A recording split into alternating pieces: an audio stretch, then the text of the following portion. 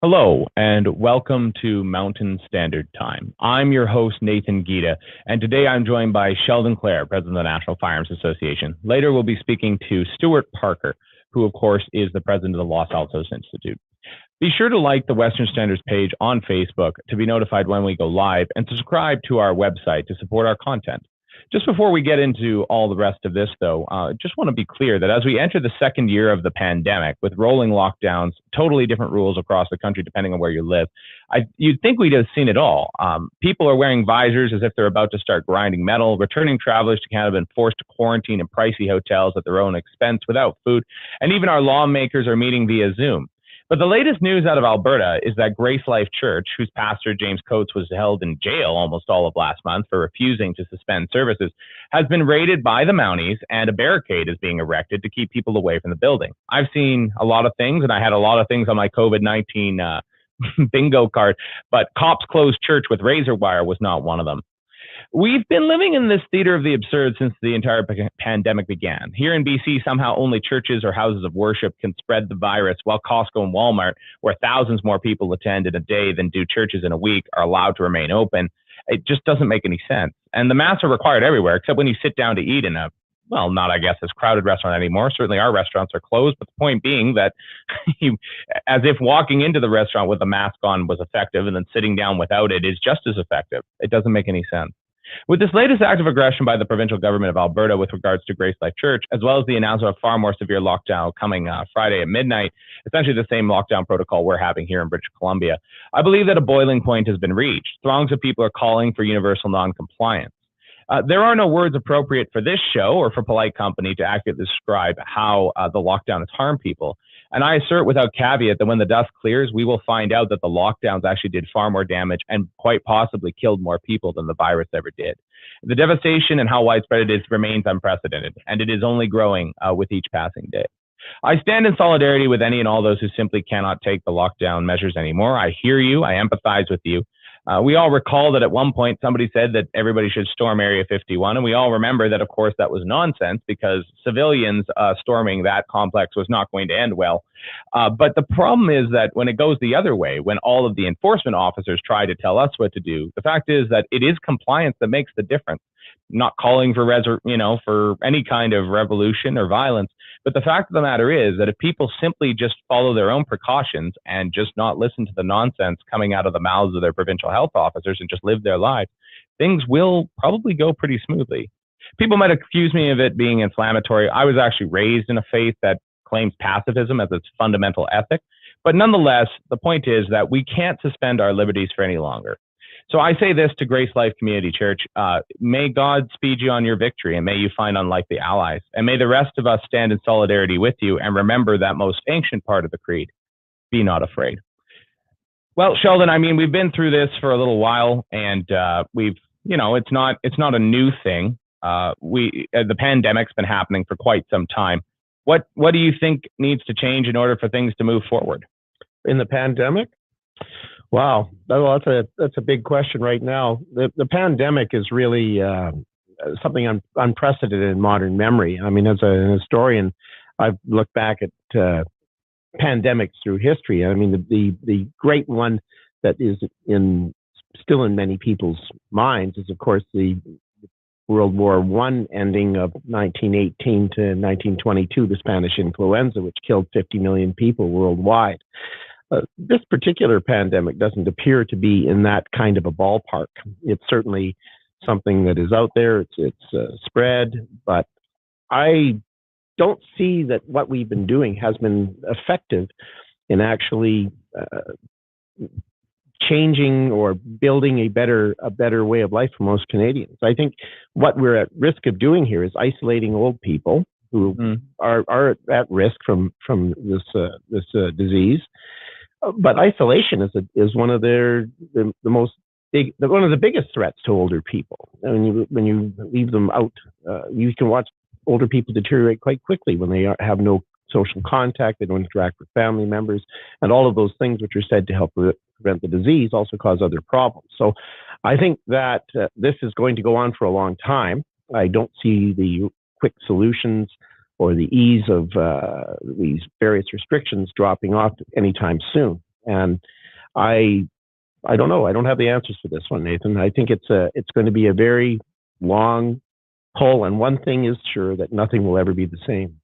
I think that the most important thing maybe to talk about with respect to how perhaps there's a crossover between, of course, firearms advocacy and what's happening right now is that, quite frankly, you guys have all been here before. If you're a gun advocate, you've seen liberty stripped away for years. This is not something that's new. This is not something that's changed very much. Indeed, this is kind of the future that's predicted by a lot of pro-gun advocates and people who believe in firearms rights. And people always laugh it off as if, oh, this will never happen. Like, what are you talking about? Well, we're living it. What do you have to say to people who are doubters before? Well, we've had well over 50 years of gun control that has had nothing to do with public safety and everything to do with civil disarmament, Nathan. That's really been the essence of what's been going on. I mean, my involvement with firearms rights advocacy goes back to the 1970s legislation, Bill C-51, which was brought in by the Liberals and brought in a mandatory police record check, which was the firearms acquisition certificate, which was done prior to transferring firearms. You had to have this little certificate, which cost you a few dollars at the time. And that legislation also prohibited a number of firearms. It brought in the prohibited category for the first time. I remember that well because prior to that, you could buy a firearm at 16 years of age. After that, the age was 18, and people who owned firearms at 16 were caught in the middle, in the limbo, as I was in those days. And I guess it just became your dad's gun, like something like that. Yeah, and it was never ever about really about public safety. It was always about putting the screws down on ordinary people to limit their access to firearms and to put more barriers up in front of people to prevent them from having interest in firearms or from having access to them. It never stopped a criminal from getting a gun when they wanted one. It never, ever did. And then you saw restrictions like saying replica firearms were prohibited.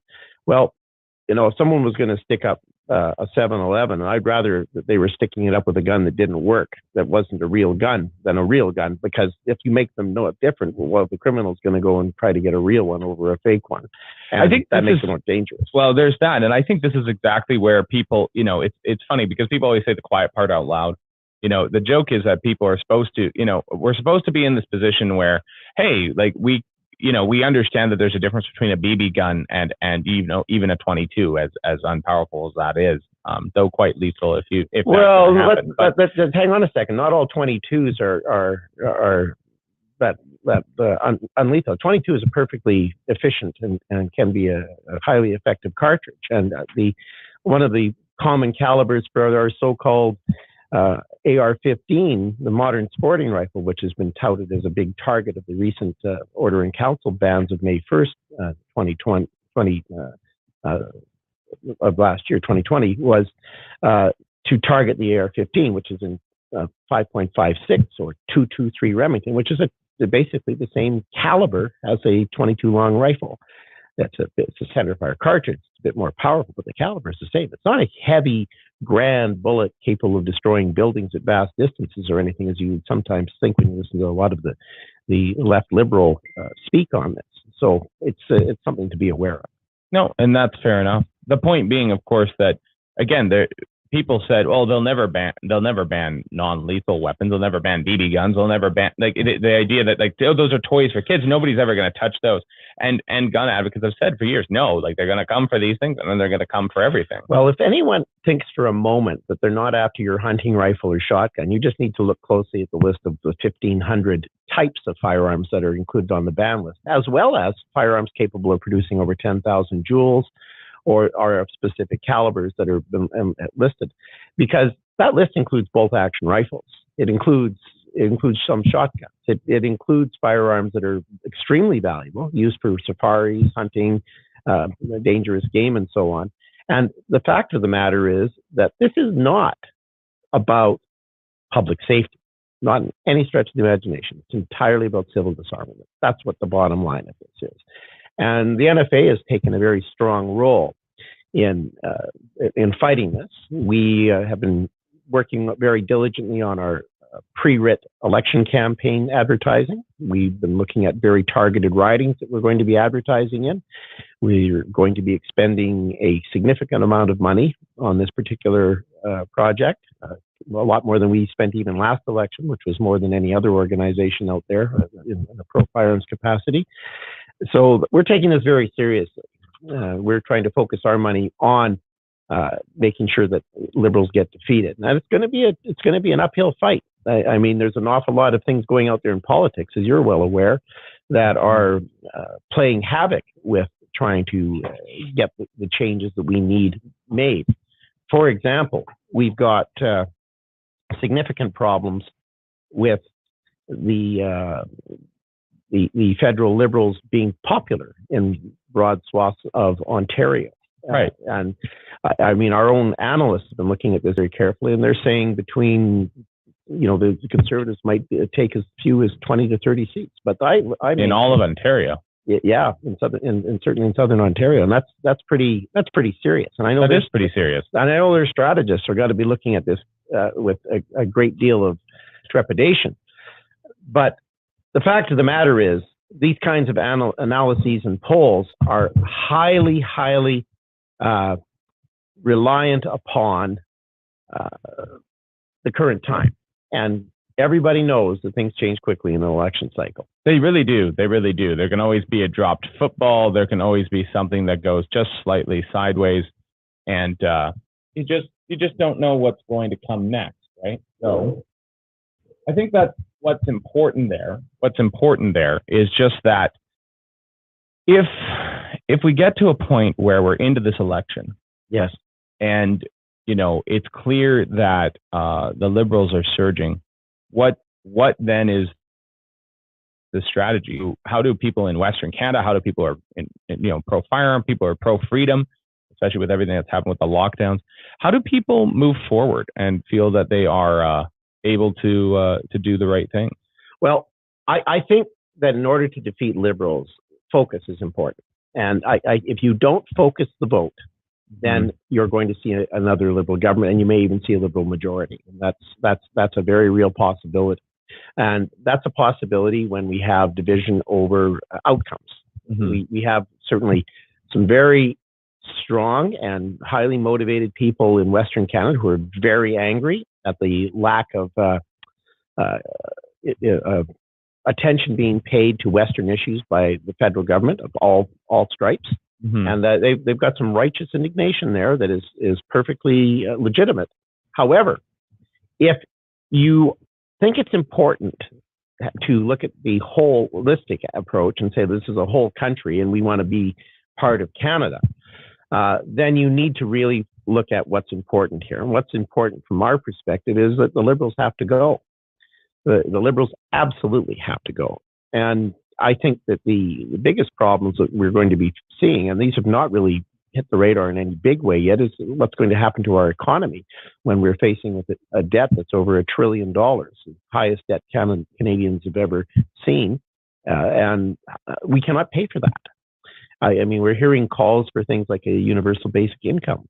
That's simply nonsensical. We cannot afford such an extravagance when we're trying to service our debt with the majority of our annual budget. We cannot pay for this. And what that is ultimately going to mean is a huge financial collapse. And if people don't understand what a financial collapse means, they need to go back and take a history course. And they need to look at things that happened in Europe in the 1920s. They need to look at what happens at the end of the 1920s in North America and in the rest of the world with the problems that the stock market experienced. These are all serious, serious matters that need to be taken with full attention by modern society. If society understands the gravity of the situation we're in, then the reaction is going to be different. And I cannot see why people would support this Liberal government, which is engaged in several bouts of corrupt behaviors, has embarrassed itself and its country with the leaders, with the examples of its leadership, and has done everything it can to make us a mockery with our friends, allies, and neighbors. And the biggest problem, of course, is going to be what happens to our economy. Our economy is going to be in tatters over this. It's no wonder, from our perspective, why they want to take away people's guns.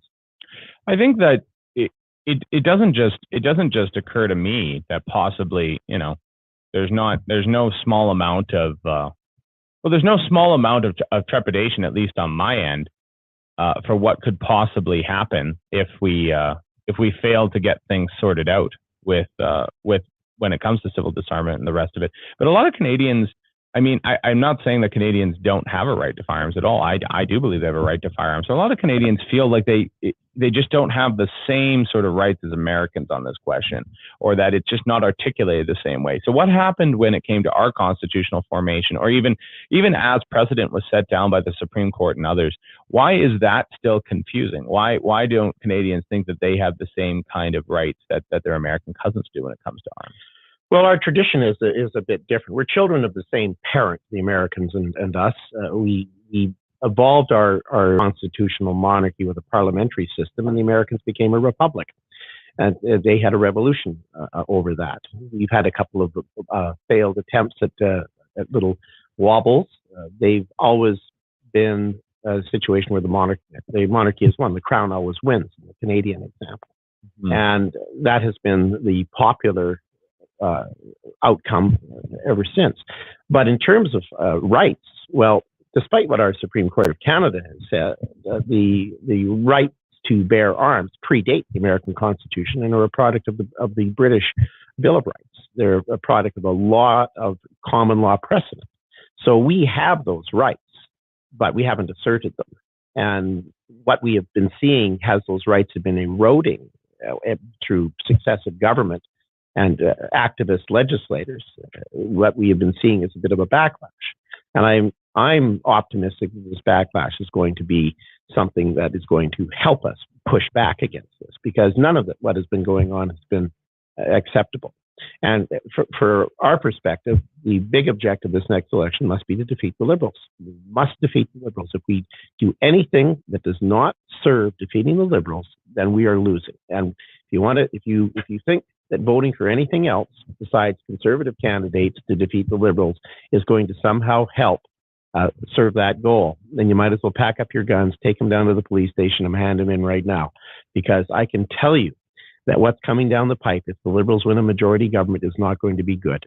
You will see this bill, if there's an election called soon, the current legislation will die in the order paper. And that sounds great, except if they win again, it'll come back even harsher. And if it comes back harsher, you can probably bet we'll see full handgun bans.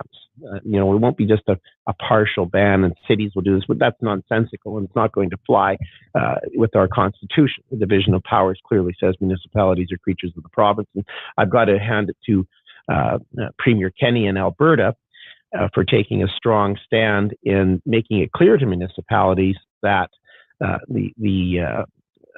a municipal handgun ban is not going to fly. And there's pending legislation, I think it's Bill 211 in Alberta, which the Alberta government consulted us on. And we're very, very pleased that they're taking a strong stand to clarify that aspect of the Canadian Constitution, the British North America Act, sections 91 and 92, which clearly say that this is in provincial purview, the municipalities. So the division of powers does matter. And I think one of the things that provinces need to do in asserting themselves is recognize that in the Constitution, provinces and the federal authority have equal status. It's not a subservient relationship.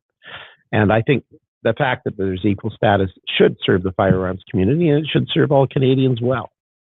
I think that's actually a rather interesting take to a point, because the fact of the matter is that, on the show and throughout the Western Standard is this question of Western separation or sovereignty or getting a fair deal. And maybe we can talk a little bit about both how firearms rights are kind of emblematic of that, and that many people might be surprised that firearms rights are actually a really big deal in Quebec, as you've articulated to me before. But another thing that maybe we can explore a little bit over the course of our hour together here is the fact that I did participate in some of the workshops back in 87 and 88 in the early part of the reform days. I remember sitting with a fellow and chairing policy workshops at one of the reform conventions. That would be a guy named Stephen Harper, who went on to bigger and better things. And we were co-chairing, because we were the youngest guys in the room. We were co-chairing the workshops, writing sections that were going to be incorporated into the old Reform Blue Book. And I remember those days quite fondly, and I think that we made a difference. I disheartened, however, when we had the joining of the parties. I think that did not go well. There was a lot of people who were critical of it. I was one of them, and I'm seeing now that we've been seeing getting this resurgence of a strong red Tory presence. However, despite all of that, the time for doing that division is not right now. And I mean, there is a significant need to make sure that people get involved with politics. And my hat's off to everyone who's involved in politics in any form, because that really is a huge commitment, and it can be acid on one's soul, so to speak. But it's important that we get in politics and we articulate our views clearly, and we tell people why we're there, so that they understand that this has to be changed. Mm-hmm. Yeah, it's essential. So, you know, I hear people saying, well, Western separation. Well, I'm sorry, I'm not a separatist. You're not a separatist. No, you're a brave man coming on this show. Hey, I'm a Canadian nationalist, right? I've always looked at this and said, we have our issues. You and Bob are going to get into a fight over here. Oh no, I know. Bob's a good guy. He's got a lot of sensible stuff to say usually, but anyway, we've got problems. There is no question. We've got no question about this, and we probably do need to renegotiate some aspects of Confederation. That's pretty clear, because it's not an even playing field. And the original parties to Confederation have managed to achieve what everyone was afraid of, that there would be this strong central control coming out of Quebec and Ontario that would be basically running roughshod over the rest of the country. And that's not okay. That's why we're supposed to have a strong Senate, and why the Senate provides regional representation and a place for that particular concern to be alleviated. Well, the Senate probably needs to be strengthened rather than weakened, if that's going to be the case, to fight that. And I mean, if you're, the problem, one of the problems we have, and one of the saving graces we have in our Constitution, is the big changes require unanimous consent. And you're not going to see Prince Edward Island give up its regional representation in the Constitution anytime soon. And so when you have provinces, they need to have particular powers to protect their region. And the Commons vote is in the Commons. That's where that is. And that's where the big populations matter. But populations have been shifting, and more people are living in the West now. And we don't have the proportion of seats that we probably should have in order to reflect that change in our population. But the other thing that's disconcerting is we have large numbers of people who are not inclined to vote in a way that would generally support conservative policies. We have basically large populations of left-leaning voters in a lot of the urban centers where those votes are. So there's a real need to try to get people to understand some basic economics, that you need to have money coming in order to spend it, and that you can't just print money and expect that that's going to resolve the world's problems. Because what happens when you start printing money is you get runaway inflation, and you're going to have a big mess.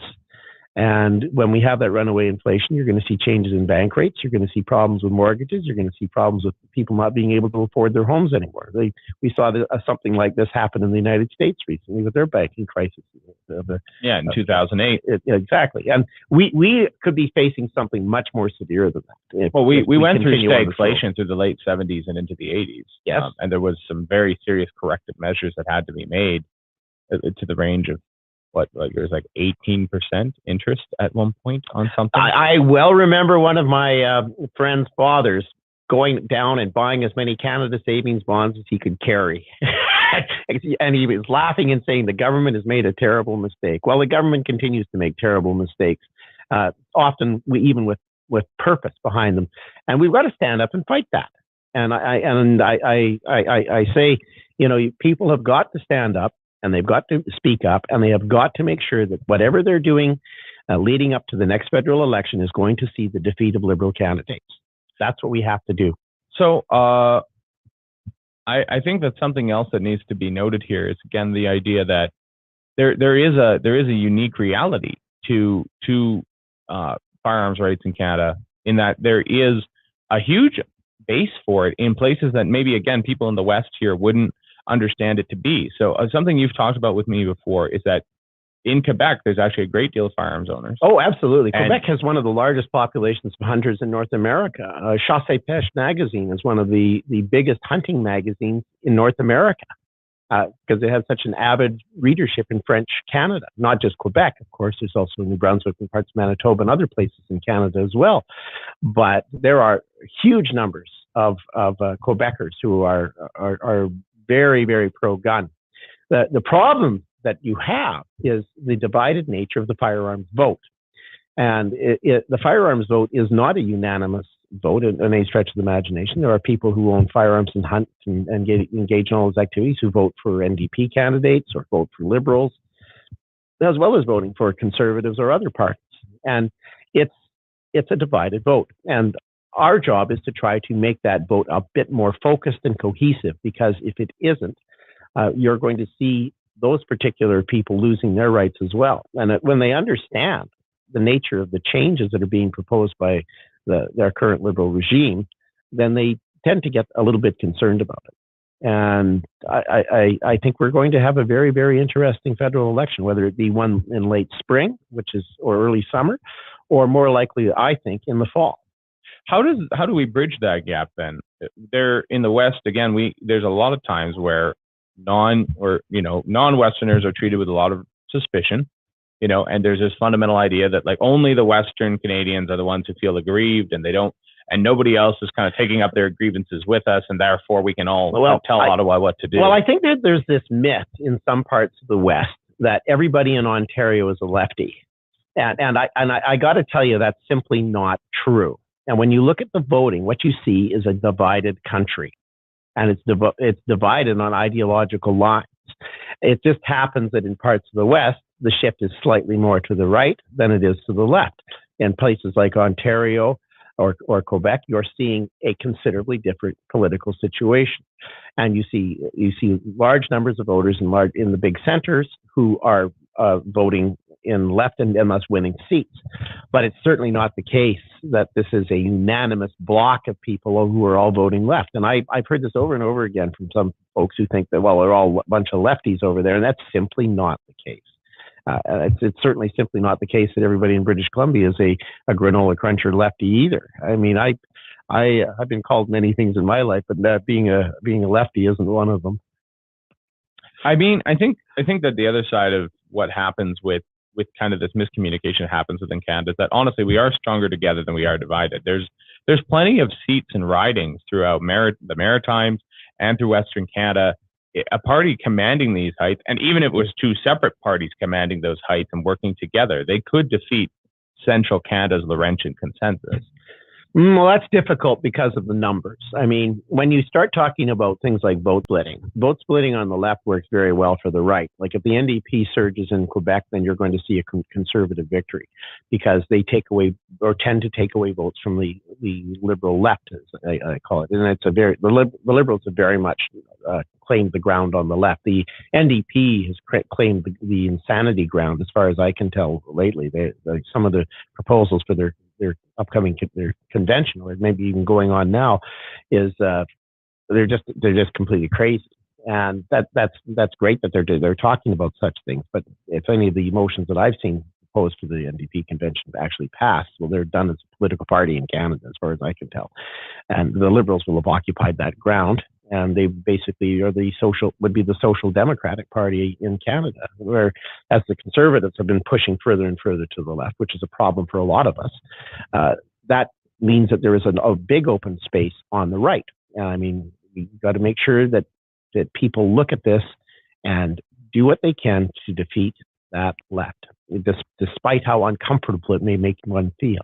Because that Laurentian consensus has been touted of recent years is something that's very deep-seated. and there's a very big sense of entitlement. I mean, I've heard pundits refer to the Liberals as viewing themselves as the natural governing party, and I think that cycle needs to be decisively broken. The Conservatives under Harper were able to achieve that for a while, but that fell apart for a number of reasons. And I think that part of the issue is parties get arrogant when they're in power for too long. They get comfortable in those seats, and they think this is where they belong. And then the voters tend to hand them their hats every now and then, and that's probably a helpful thing. But what kind of activism we've seen out of this Liberal government is extremely dangerous to this country. And it's a reason that we're seeing a surge in separatist movements and anger, particularly in the West, and division over resource extraction and all of these issues that are so near and dear to a country that has been based on resource extraction for its entire existence. Going all the way back to the fur trade. We're going all the way back to the fur trade. The fur trade is very much a driving resource extraction industry that was completely renewable, and has of late been, very much pushed down. But we're in the world we're in, and we have to. If we want change, we're going to have to fight for that change. And I mean, on the firearms matter in particular, we're looking at massive non-compliance being part of this. I mean, I've talked to many people, and it's not just talk. People are very serious that they are not going to be giving up their stuff. They're adamant about it. Our court challenge with Cassandra Parker Premack and KKS Tactical versus Canada that we organized and are fully funding is a very focused challenge to the Ordering Council. And coupled with that, we have to work very hard to ensure that the defeat of Liberal candidates, because we can win the challenge in court, but if the Liberals win a majority, all of that work will be for naught, as it will come back to bite us in an even much more aggressive way. And it's going to be essential that we defeat these guys in this next election. I think that's something else that needs to be kind of noted as we look at the possible looming election. And you made this point about vote splitting. I call me an idealist, but I've always thought that there really is a methodology to creating a kind of policy platform that could win over 51% of the seats and 51% of the people. Like, why do we need the vote split in order to win? Can't there be a policy that appeals to Canadians enough that they really do elect a majority with a majority of votes? Well, I've rarely seen a policy that attracts a majority vote. It's a divided country. We're not a two-party system, really. We have multiple options out there, and that's been made clear. That's particularly been a feature that's come out of really the 1960s. I think that's where we really started to see Canada become a much more pronounced third-party system.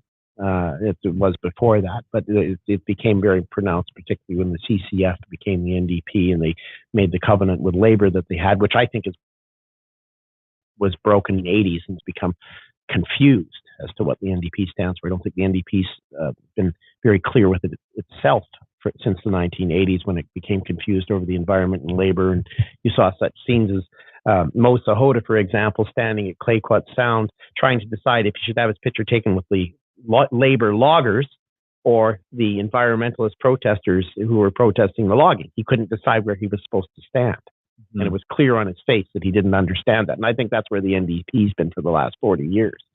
And this is why you see the rise of things like the Green Party, which kind of started off as a kind of a conservative, sandal-wearing or Birkenstock, granola-crunching left and right mix, and is sort of evolved into another socialist party, which is again a gun grabber party. Then you've got these strange divisions out there. The left is getting pretty full with different divisions over on it, and the right of the spectrum has become vacant. It's become occupied with nothing, because the Conservatives have shifted more to be more a centrist party. That's left many SOCONs, for example, social conservatives, out in the cold. It's also left people who take a strident view of economics out in the cold. And you're seeing the welfare state that came out of the 50s kind of driving modern fiscal policy. And I think that's a dangerous thing to have had happen. I think when just mentioning some of the splits that are inside of the Conservative Party, I mean, something that is a problem for us conservatives is that it does seem like I'm definitely a social conservative. I know that you have sympathies that way, but I'd stay more in the fiscal conservatism question. But the issue for me is that why does it seem like every time the SOCONs try to put forward policies, even if they're incredibly mild, they're never given a leg to stand on?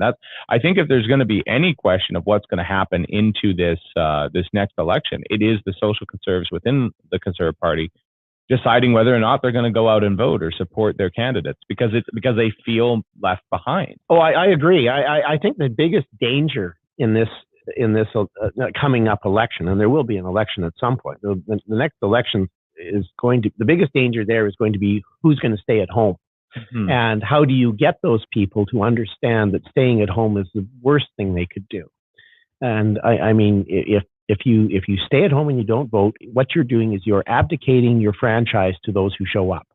And those who show up may be considerably less friendly than what you're staying home to send a message about, right? If you're angry at the Conservatives, staying home is not the way to go. The thing to do is to show up and work on their campaigns and tell them why you're there. And if they're uncomfortable with that, that's too bad. But you need to tell them, and you need to make it clear that when they win, that you're going to either support them or not support them when they're in there. And I've often looked at the idea that how the Reform Party started when it was angry with Brian Mulroney and the progressive conservatives, and particularly Kim Campbell's little summer job effort, how all of that played a role. And people were very angry. They were angry about lies about things like the goods and services tax. They were angry about the change in free trade. They were angry about a whole bunch of things that they thought were conservative that just seemed to be thrown under the wheels of progressiveness in the Mulroney era. And that really strongly led to the formation of a political association. And that political association was called the Reform Association of Canada. And when it got to 100,000 members, it called itself a political party, and most people stayed. And that is what works. It definitely worked. The issue was, of course, again, vote splitting, and the attempt to get that particular concentrated effort to win government became the overarching play. And while it had a great deal of influence in the early part of this century, it really faded as people wanted power. When they wanted power, they were prepared to cut deals, and they cut deals, and then the next thing you know, it merged, and we had a bit of a good run. I mean, the Conservatives are the only party that rolled back gun control legislation, which is what they did with ending the so-called long gun registry, which was a partial fulfillment of a promise that had been made to repeal Bill C-68. But when they didn't do that, that caused a lot of furore and angst and anger. And people are still mad about that. I'm not happy about it either. But we're working towards trying to get back to that. But there's an awful lot of bad gun laws out there that need to get repealed because they simply aren't about stopping crime. They are not about anything to do with public safety. They're only about civil disarmament. That's it. I think part of the problem is that none of the narrative matches that discussion, right?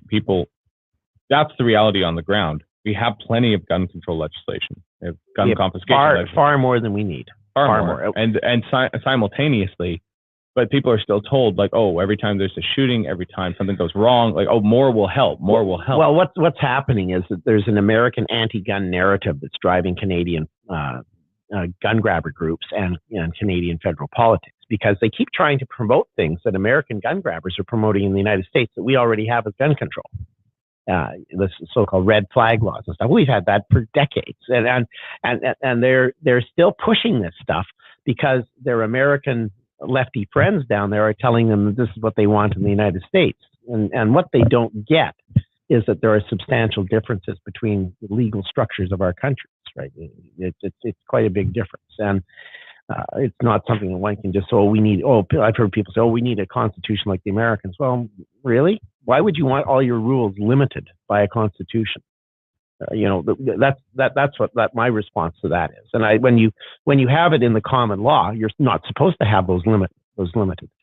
I see Carolee Queen's comment there. Every gun owner I've talked to said they will not be giving up their guns. Yeah, well, that's pretty much the consensus I've got as well, Carolee. That's very, very much the word I've been getting. I haven't heard anyone say that, yeah, I'm willingly going to hand over my, many tens of thousands of dollars worth of property that I'm invested in and taken care of for years. And I mean, some of the things people need to understand. There are some of these rifles they banned. It cost literally $70,000-$80,000. I had a rifle in my hands that is now prohibited under Canadian law.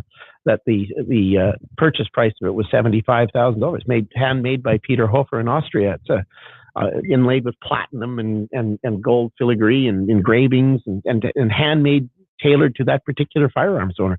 Are someone going to, because it's got more power than the 10,000 joules, does that mean you're going to just willy-nilly hand this over to the federal government and just say that's it?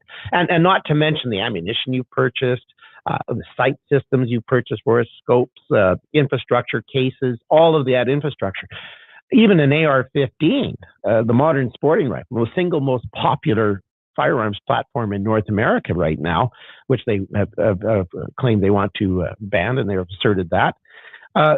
You hand build these. You put specific parts, trigger parts, carrying handles, charging handles, special sights, upgrades to all kinds of aspects of these things. So you can be looking at an AR-15's $10,000-$20,000, and then you add in your ammunition and everything else you purchased to have full enjoyment of your property. It's a property rights grab that is unprecedented in Canadian history. It really is. It's outrageous what they think they are going to get away with.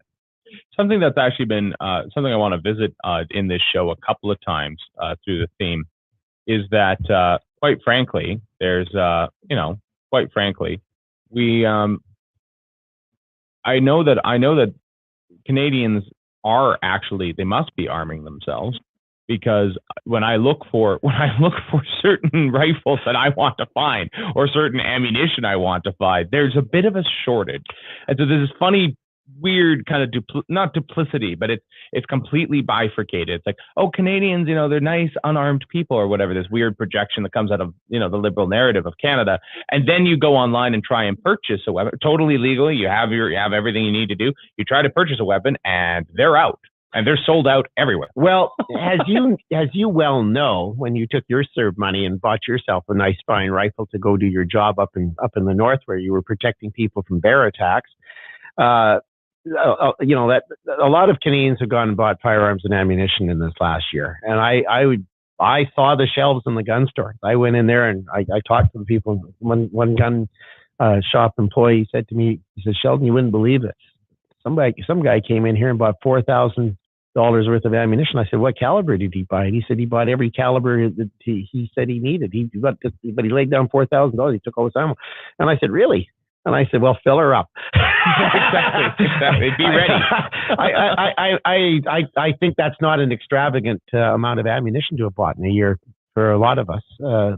People don't really understand. And I mean, I well remember when I was involved in renegotiating the Explosives Act to better serve the needs of the firearms owning public who store ammunition, hand-load ammunition, and shoot black powder, do reenactment, and so on. That one of the things we did is we took the people from the explosives branch into people's homes and we showed them what exactly people were doing, because they didn't understand at all. They didn't realize that a firearms owner might be shooting 10 or 20,000 rounds of ammunition in a year, especially right, if you're a competitive shooter. They didn't understand that when you buy ammunition, you tend to buy it in large lots for consistency, particularly for rifle shooters, but others as well. And when we took them into people's homes, and we're saying, okay, look at all this ammunition, and how would your rules accommodate this? And they were going, oh, I see what you're saying here. And so they made some changes to the language to allow for people to be able to make use of their ammunition and to store it safely in their homes as they always had been doing, despite what the Explosives Act had previously said, which was fairly limited. And we managed to get some significant changes. for that. And I remember the SAMI rep crediting me specifically and saying, Sheldon, if you had not been here, that we would not have gotten those changes. And he said, you know, that's really great that you did that. And, you know, it's been something we've been doing for years. And I mean, this isn't my day job, being an NFA president. This is a voluntary position. Our board of directors are volunteers. We all have jobs we do during the day. I teach history at a community college. That's my job. I have a graduate degree in military history. I study conflict. I study warfare. And I'm looking at what's going on around the world here, and I'm thinking, wow, we're heading for a war. And there's a war that's going to be a clash of ideologies. It's left and right. It's division over religion, division over territory. So much division is going on in the world right now that it cannot but be avoided.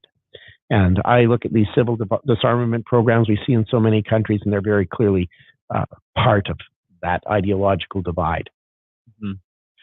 And maybe kind of to pivot into what can be done here at home. People, you know, this is another thing we try to, repeat on the show and try to discuss on the show, is that there's got to be a way for people to organize and act at a local level. If somebody wanted to organize and act at a local level, what should they do when it comes to firearms, right? Well, they should join the National Firearms Association, of course. The shameless plug in nfa.ca. They also need to get involved in their local shooting clubs. They need to get involved at the political level with their local party riding association. I mean, get in there, be someone who shows up to put up signs and to take them down, be someone who helps go out and do door knocking and distributes pamphlets and do the boots on the ground stuff. And if you can't do that, if you don't have time, show up with some money. It's money or time, folks. That's what it really is. If you want to make a significant difference in politics, you either show up and you do the work, or you give the money to people who are. That's it. And that's the way I've approached the NFA. Is I put in my time, I put in my money. I've been doing this for a while. I've enjoyed some successes. We've seen some defeats, but we're keeping moving forward. And as long as we do that, and we take a very strong stance, we're not going to be seeing the compliance that everybody is expecting from the liberal left. I think they're going to be very, very shocked. I mean, even in occupied France in World War II, the French were told they had to hand in all their guns, and the penalty for not doing so was death. And you know how many people handed in their guns? It was about 30%. Oh, really? Yeah. So you get 70% non-compliance, even with a death threat. Okay. Yeah, I think we can see how that's going to go here. I think we can. I mean, to kind of close things out here, what do you see happening? Are we going to have an election in the spring? Are we going to have it in the fall? And what's going to be the deciding factor of the election? Well, COVID's playing very well for the Liberals, particularly in the big cities. The whole the COVID Karen stuff, the whole panic-demic thing plays well for them. It doesn't play so well for conservative-minded voters. But the economy is going to be a huge role for everybody. And I believe that what we're going to see here is Mr. Trudeau making an assessment about whether or not the damage caused by people becoming aware of how bad the economy is going to be balanced off by some kind of a solution to the pandemic. I think what would happen in Trudeau's nifty campaign is somehow lockdowns and all of this nonsense that are actually provincially driven rather than federally driven. Given the Healthcare Act. Yeah, given the Healthcare Act.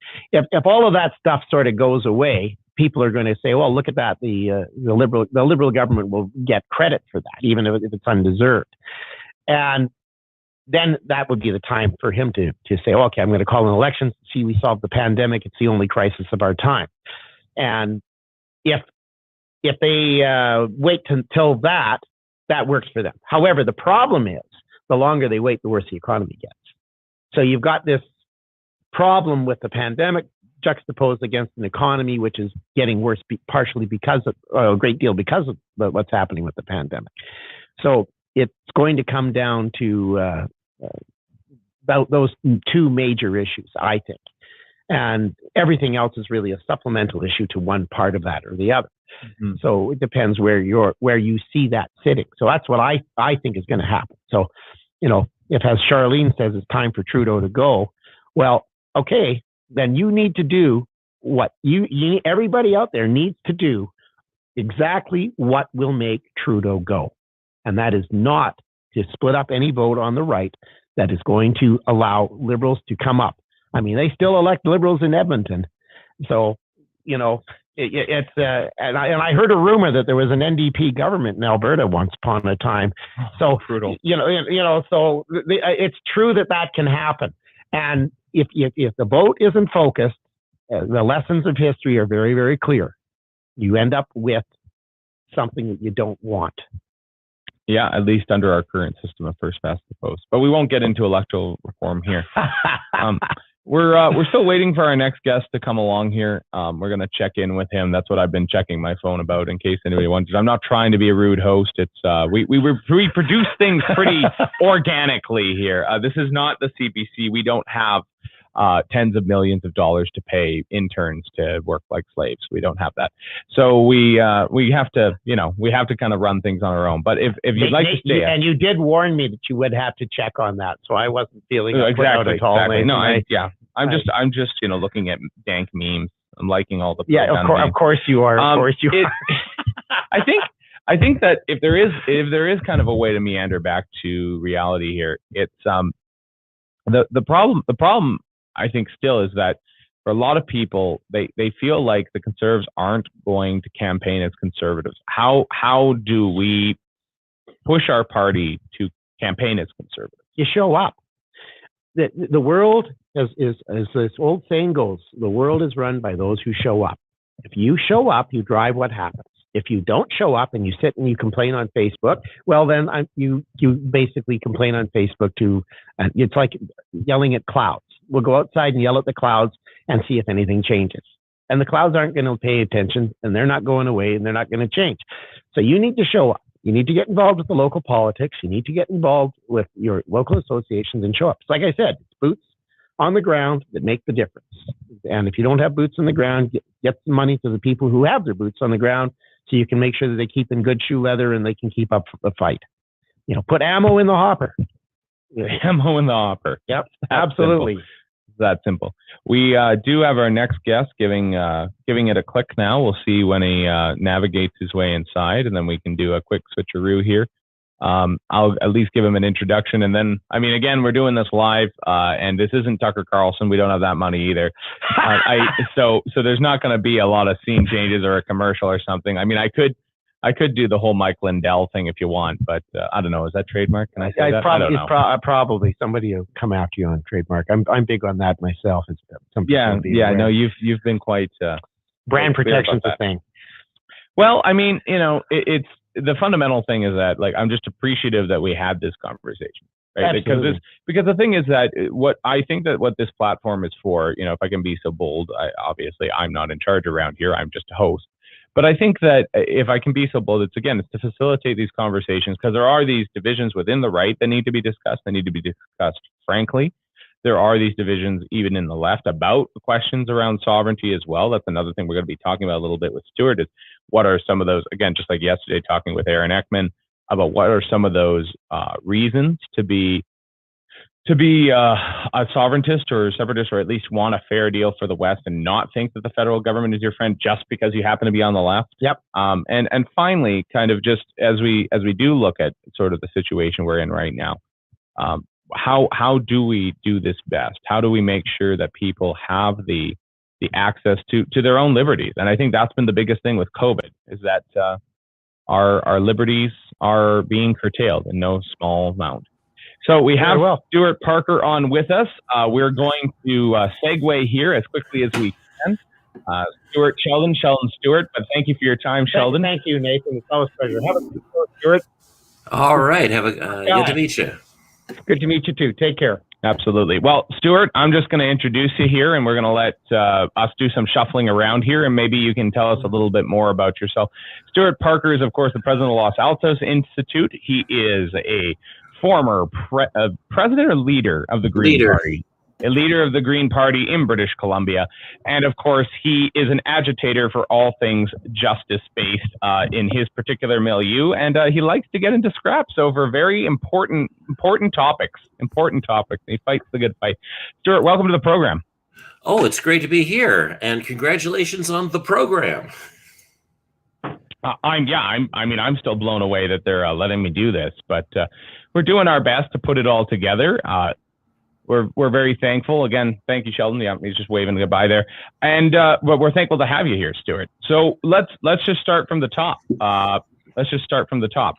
What is the fundamental question when it comes to, people who are of the right or of the left?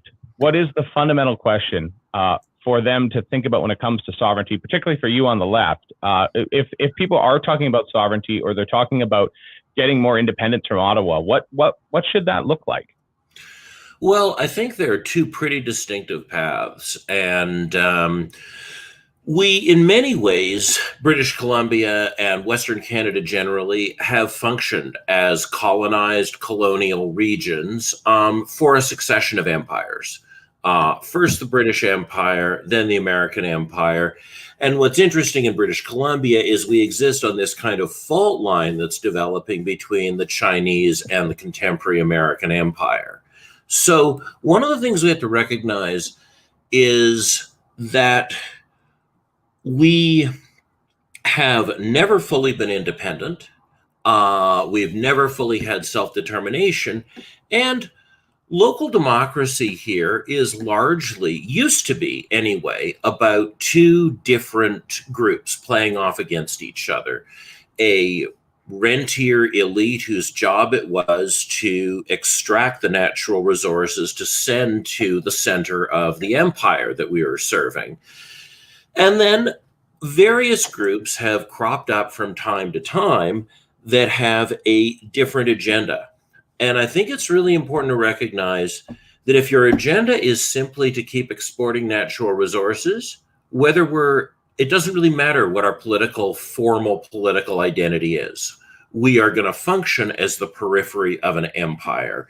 And whether we're technically an independent country or not will make absolutely no difference. The reason that this elite tends to fight for a continuation of us being a deindustrialized, extractive place is that they fear real consequences from the empires that we sell our raw materials to. They know there are political consequences, and if people at the center get annoyed, then they'll be replaced with people who will send the raw materials. And so I think that we really have to look to the history of places in Latin America that have functioned like this. And we have to recognize that true independence, as opposed to just a new flag and a continuation of our current status, that true economic independence is going to really ruffle some feathers. It's going to produce enormous confrontations. And we can look to the political history of places like Chile to see how far the various empires go to make sure that we start shipping them their stuff. Now, I'm not, from an environmental standpoint, on the one hand, I'm not a huge fan of Glenn Clark's overall time as premier in the 90s, right? This is when I was leader of the Green Party. We were in lots of confrontations. We faced off in the newspaper, and he was responsible for the huge surge in the natural gas and fracking sector that goes on to this day. But why was he taken out? He was taken out because he tried to turn some of our raw materials into finished products here in the form of the fast ferry program. Now, yeah, there were some bumps along the way, but nowhere near as many bumps as Ford or Tesla or someone hits when they bring out a whole new line of vehicles, never mind starting a whole new industry. But the rentier elites of this province, the people who profit from shipping unprocessed aluminum out of BC or shipping pop cans out of BC, they went nuts because they knew that their job was on the line. So what's an environmental independence agenda? Weirdly enough, it's also an industrial agenda. Because if we don't reclaim our economy, then political independence is meaningless. That's a statement. I like that. Thank you, Stuart, for kicking us off so well right there. Let's talk about the nature of empire. I'm certain that people, that are watching right now, maybe that's not the exact language they would use to conceive of it, but they can kind of understand, like, Ottawa does seem to rule us from very far away and doesn't seem to really care very much. And even if you are in rural Alberta, maybe you don't think that Calgary or Edmonton cares about you very much. Certainly here in Prince George, a northern capital, I know our rural regions probably don't like how Prince George acts, but certainly we don't like how the Lower Mainland acts sometimes. How do we feel like we have a say, but also like we're not in conflict with all of our brothers and sisters in this country all the time?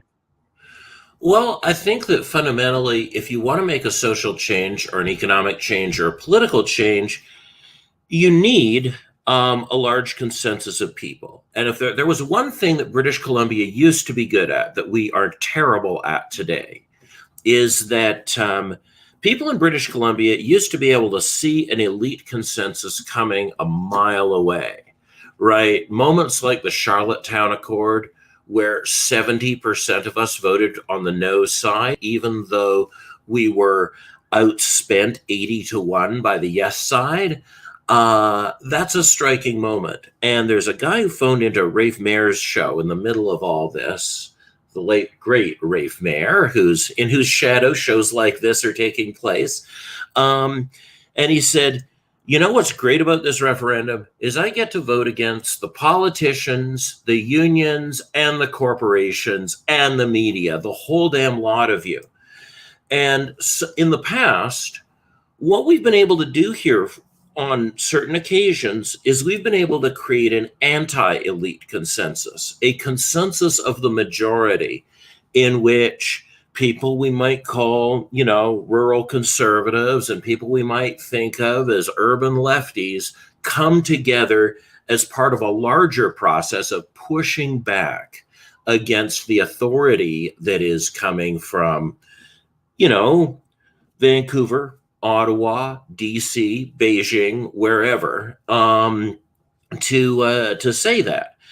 And I think that I think that we have to go with things that will benefit the majority, regardless of their politics. And one of those things is something that your first column for the Standard really spoke to me, because what it was talking about was what a Marx-informed lefty like me would call land reform.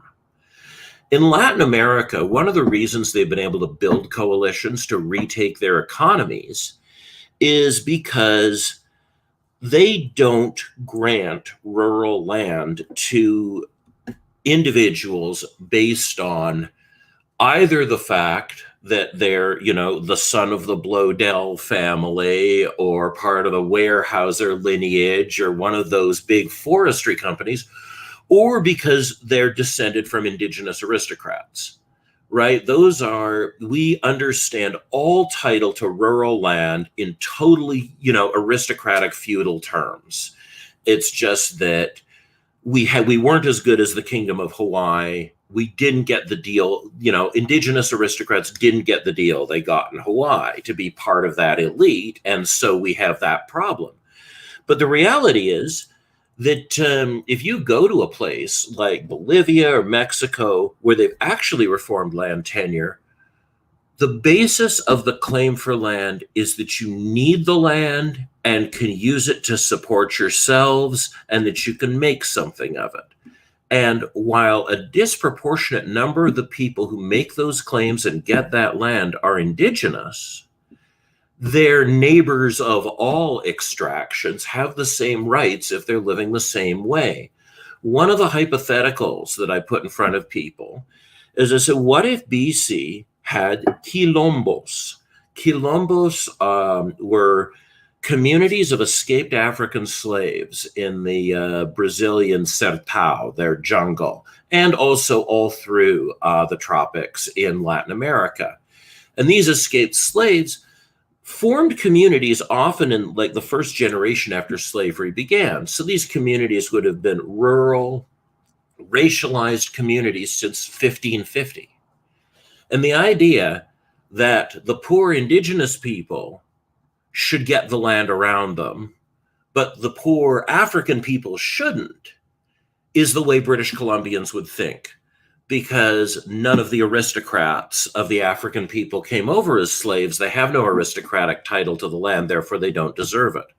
When in fact, my view is, as a socialist, everybody who is on the land base, who depends on that land, should have the right and the opportunity to form into groups that manage that land together and extract its value together.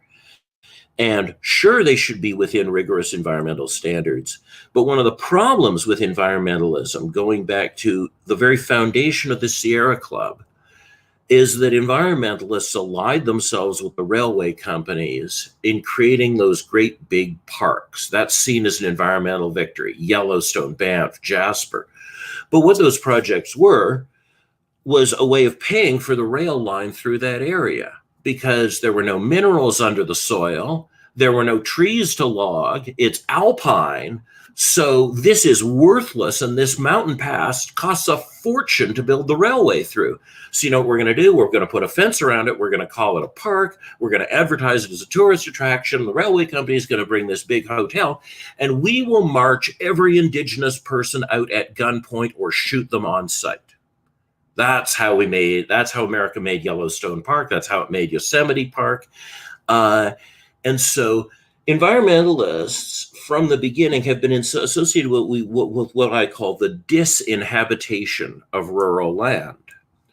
But if you want to look at societies that live effectively and sustainably on the land, there aren't these big bald patches with fences around them that humans are kept out of. That you don't see that way of being. And so I think environmentalists really need to move past the idea of uninhabited, disinhabited land that is an aesthetic product that we sell to the wealthy. And we have to start thinking about spreading out onto the land, because right now, rural people generally, right, we're feeding the cities. The food that's not coming from California is coming the other way. It's coming from the north. That, you know, this is where your local BC organic beef that is, being served in an eatery on Granville Island, this is where it's being raised. Perhaps one of the reasons why, and I know that you have a lot to speak to on this count as well, Stuart, is that one of the reasons why things happen the way they happen so much now, or people feel so disenfranchised politically, personally, even religiously, they feel like they don't have a stake in things. You're talking about having a stake in the land. The biggest prevention of having a stake anywhere politically or physically is that it seems like we live in democracy. You know, we live in a thing where the technocrats are in charge, the regulations are in charge, people don't feel like they have a say in things. How do we react to that? Your discussion of Bonnie Henry throughout the pandemic has been very helpful on this point.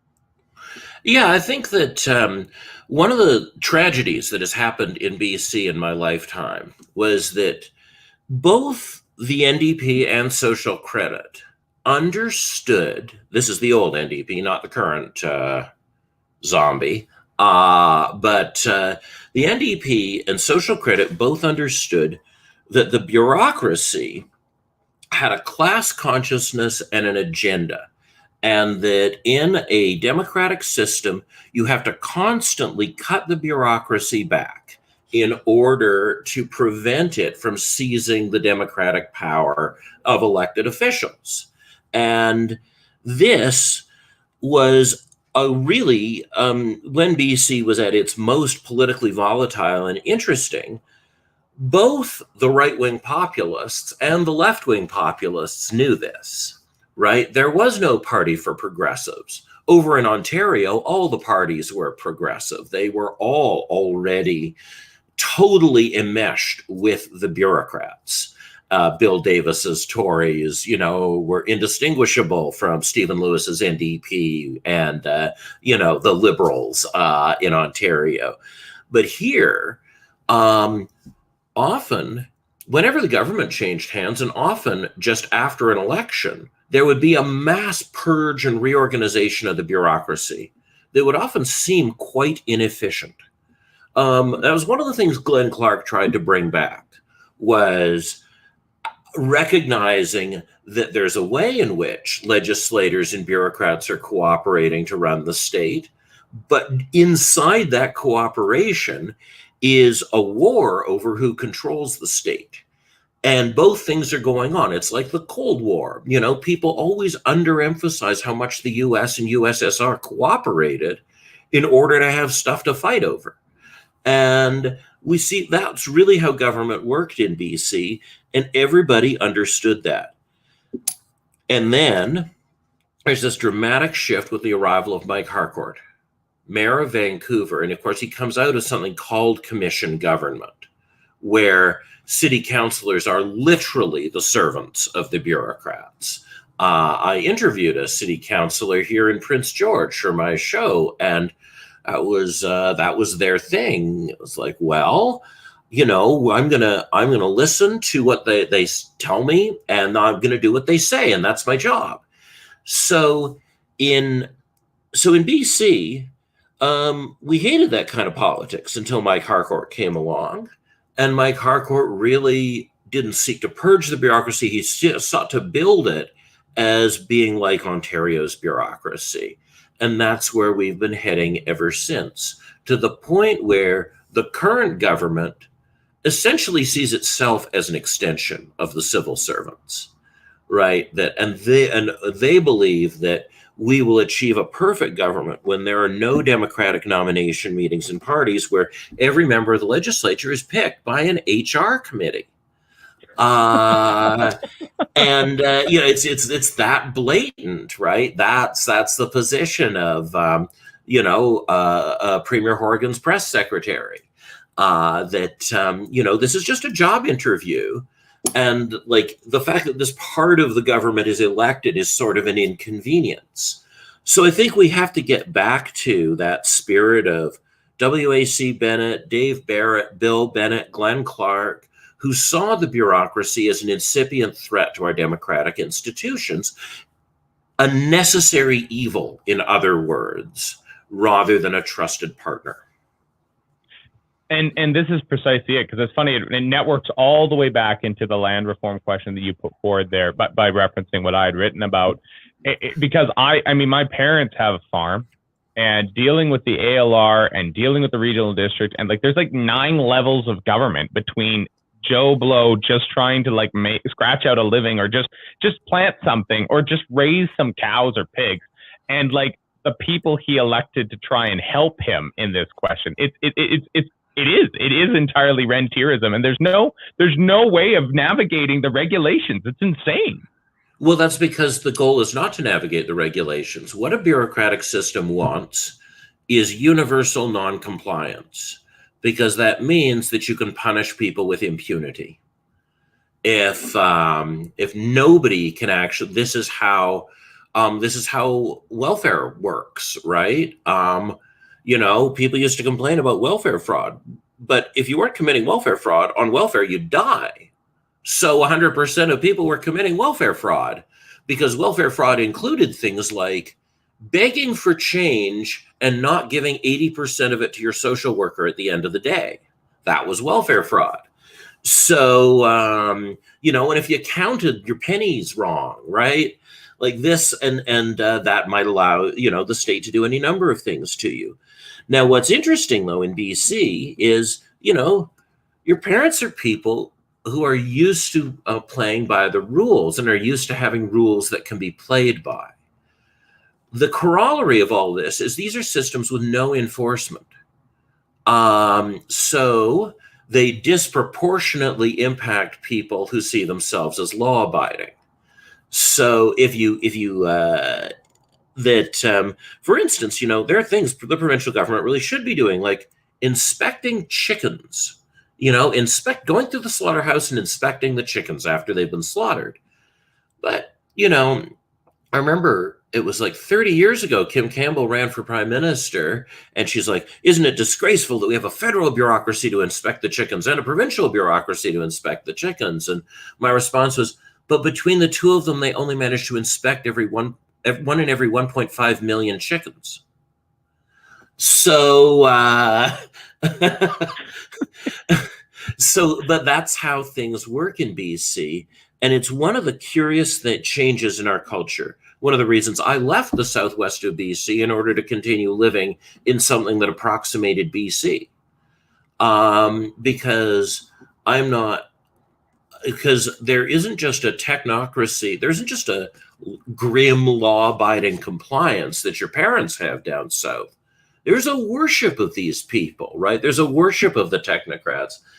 The fact that, people would say the craziest things about what Bonnie Henry had said. I said, so she said that the virus has different properties once it crosses the border, that its molecular structure changes inside BC. How can you possibly think that? How did you turn against science, Stuart? Don't you know Bonnie Henry is science? And that's really, where we are in the Southwest.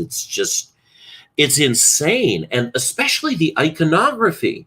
There are all these weird Byzantine style paintings, these Eastern Orthodox paintings with the implied halo around her. This is bizarre. I would rather deal with people who were worshiping a blood cult, running a sacrifice pyramid.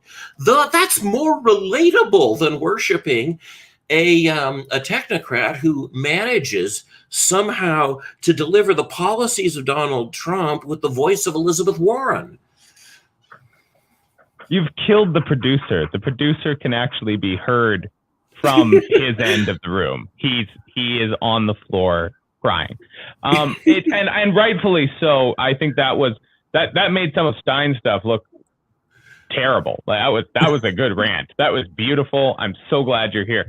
But this is exactly it. It's just nonsense. It really is. People are I guess Bonnie Henry's our high priestess, and whatever we sacrifice to her, she literally can move the sun and the moon. Only she can divinate what the virus will do. I was getting my oil changed the other day, and the guy who's changing my oil is explaining variants to me, and I'm like, no, I get it. You're totally right. Maybe you should go tell her, because I don't know what she's even saying anymore.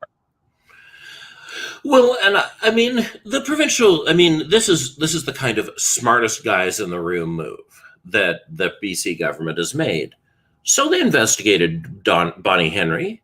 And what the SARS report said was that she would risk people's lives to cover up evidence to conceal a pandemic. That was what she did at Sunnybrook Hospital. And that's why, after that senior position, she had essentially retired. She was brought out of retirement by this government. She's one of their appointees who is not like a holdover from the Christy Clark or Gordon Campbell era. She's all theirs. And I think they were very smart in the way that the NDP is smart, because it always made sure Adrian Dix stood behind her at the press conference, that that she spoke first, that she was understood to be the authority. And they then spent $60,000 on a PR firm to craft that image with the shoes and the hair and the tone, and that anytime a rural person she asks a question, she says, well, first, we must be kind, because rural people ask unkind questions like, why did you lift my local quarantine and now my grandmother's dying? So this sort of thing. So she is a creation of this government, because I think they understood from the beginning, either she will pull off whatever bullshit needs to be pulled off, or she'll fail and it'll be all on her. And we will then leave the breadcrumbs back to the SARS report, And it will just have been a bad hiring decision, which will let Adrian Dix take a ministry that doesn't have such long working hours, but largely leave him secure in his position. Oh, well, it was really my responsibility. I'm going to step down from cabinet, right? I mean, look at Bo and Ma. They literally now have a minister for resigning oversight C. Like that's her function in the cabinet. So, the old white man in the premier's office have understood that they can play identity politics at the same time as they create human shields. It's a damning statement for sure. And just to be clear, that's exactly what we need to hear when it comes to the questions of the BC NDP government. Let's pivot a little bit into Site C. I mean, obviously, Site C is a controversial thing. You've come out strongly against it. Can you explain it from that environmental point of view? Most of us on the right would say, hey, it's water going over a concrete bridge that happens to have no hole underneath it, and then it turns a turbine, and that's green, isn't it? Like, that's as rudimentary as it gets for us on the right sometimes. Though some of us are also like, well, the empire is coming, and the empire went and took the peace country, and that's not fair, and those poor farmers, etc.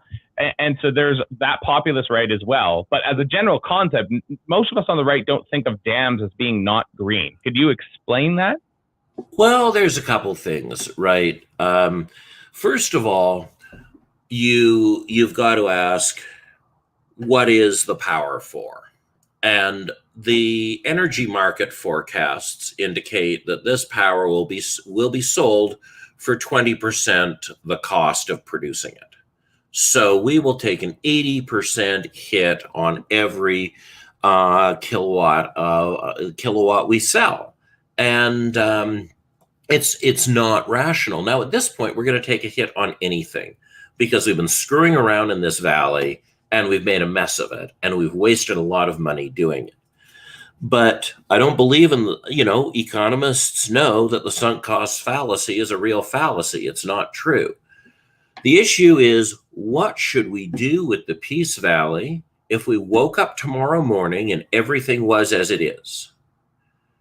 That we're in all this debt. We've got all these vehicles there. We've cut all these trees. We've mucked around the river. And my view is that from the perspective of the things that we need to be self-reliant here, we should stop the construction. We should just stop it and walk away. We've made bigger, dumber mistakes. What do we get in exchange for stopping that construction?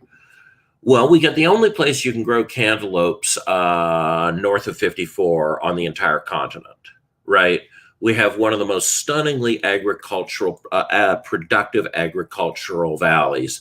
And if we are going to make a go of it independently with a variety of climates and having to produce an increasing portion of our own food as climate change knocks out food systems in the global south, the most important thing for us, we have as much hydro as we can sell and more.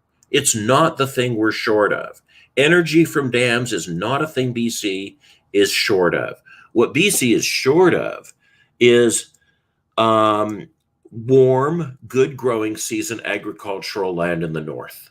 That is our number one need. And I think that's a good idea. In addition to that, Site C would contribute to the larger crisis in the Slave, Athabasca, Mackenzie River system. One of the problems with doing macro hydro is that you have all these trees die, you have all this soil disturbed. It produces methyl mercury concentrations, which makes the fish in your reservoir toxic. You can't get the normal things out of your reservoir you would get out of a lake. And so we have water with these increasing methyl mercury concentrations from the last two reservoirs. We do not need a third to further increase both the duration and the concentration of a chemical that disrupts local food systems. Besides, those rivers have got to go through the tar sands yet. They're going to be in terrible shape by the time they hit the Northwest Territories anyway. And so the other thing we shouldn't be doing is we shouldn't be taking a system that's in crisis and making it worse. And that is what UNESCO has said to us about Site C, that they'll have to withdraw the World Heritage status from Wood Buffalo National Park because we keep expanding the tar sands. We keep increasing plans to increase methyl mercury levels. This is not going to be an ecosystem that that should be part of an international park system. So that's also another issue, which is we have industries that I'm sorry, Nathan. Please.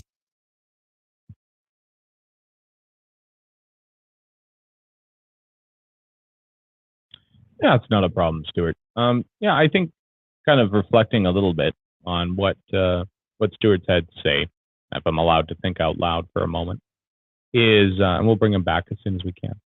I think one of the things that comes to my mind, at least, is that, well, oh no, Stuart has come back to us.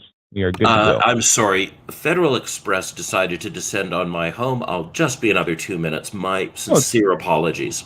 Not a problem.